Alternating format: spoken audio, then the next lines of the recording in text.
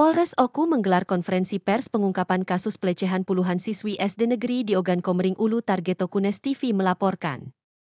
Bapak Kepala Sekolah, kami belum memastikan apakah itu sudah tertuang dalam pemeriksaan tersebut.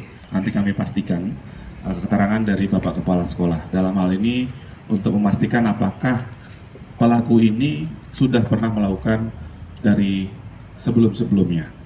Jadi kami untuk memastikan kebenaran info tersebut nanti akan coba kami tanyakan kepada Bapak Kepala Sekolah maupun dari pihak korban.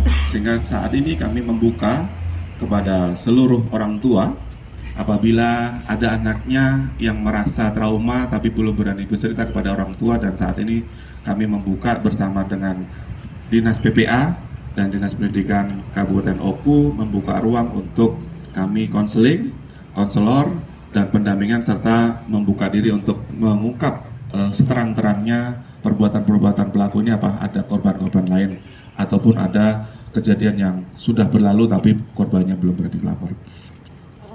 Mungkin kita bergeser ke Kepala Dinas Pendidikan untuk sanksi seperti apa yang akan diterapkan apabila nanti memang hasil penyelidikan dari aparat kepolisian benar-benar terbukti.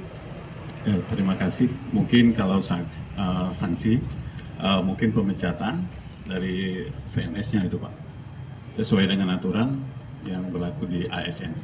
Kalau untuk sekarang apa sanksi yang sudah diberikan? Yang jelas kami tarik dulu dari di 49 ke Dinas Pendidikan sampai keputusannya tetap kepada tersangka. Izin Pak Kadin, menurut informasi kan sudah tahun 2002 pelaku ini pernah melakukan hal yang sama dan sudah dimediasi dan sudah membuat surat perjanjian. Nah, itu apa terhadap korban yang 10 ini sama? Atau sama atau yang di mana? Ya, nanti kita tanyakan dulu ke kepala sekolah sesuai dengan apa yang disampaikan oleh Pak Kapolres tadi.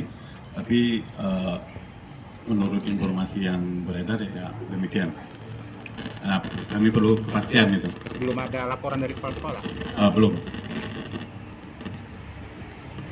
Baik, mungkin kita ke Ibu dari PPA Dinas.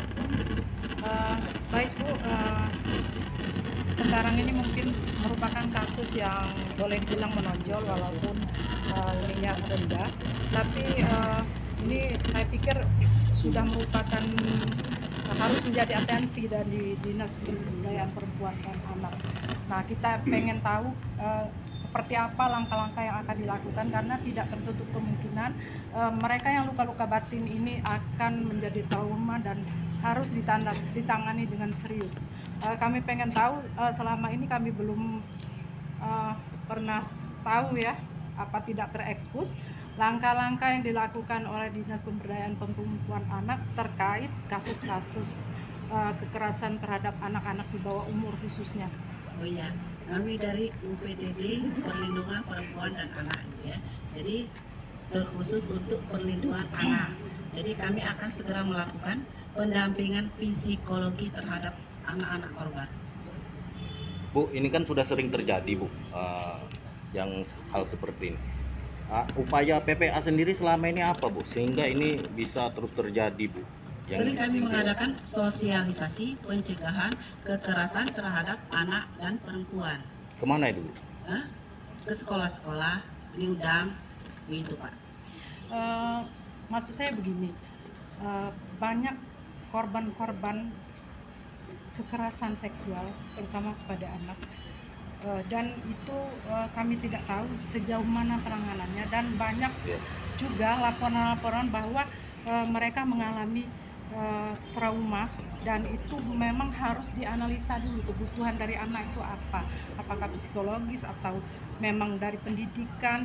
Karena saya tidak dengar sekarang, kalau dulu kan masuk ke sekolah-sekolah itu kita memberikan pembelajaran kepada anak tentang cara menjaga aura dan sebagainya, tapi sekarang kami media ini kekurangan informasi dari Dinas Pemberdayaan Perempuan dan Perlindungan Anak.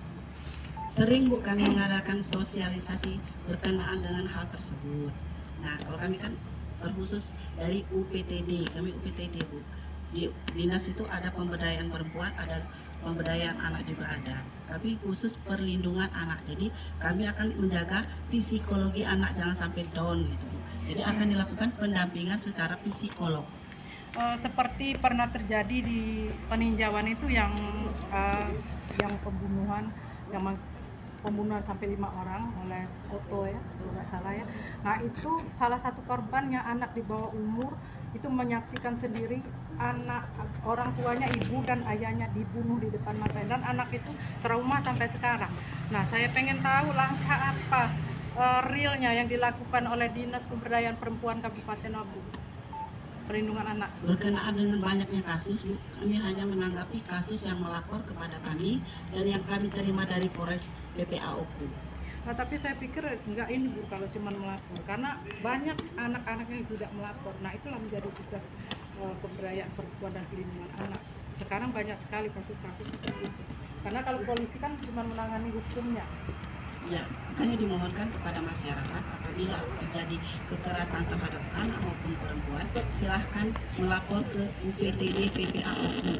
Kalau boleh tahu untuk tahun 2024 ini berapa kasus yang sudah berhasil kita tangani dan sudah selesai? Sekitar ada 17 atau 20 anak perempuan. Itu berapa persen dari kejadian yang terjadi di Oku?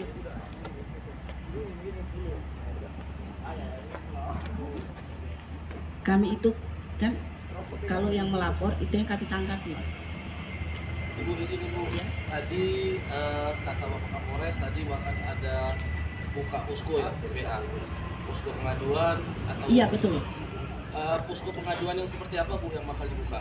Karena mengingat ini kan bisa kita putar balik di PPA ini kan ada TPPO kemarin, ada di Benar. bawah umur segala macam. Itu seperti apa Bu poskonya? Di UPTD Pak, ada kantornya di belakang DPPA Oku. Enggak, maksud saya bagi warga siapapun itu korban, kan ini kan pendampingan nih, Benar. mau melapornya seperti apa Bu? Melapor dulu silahkan datang.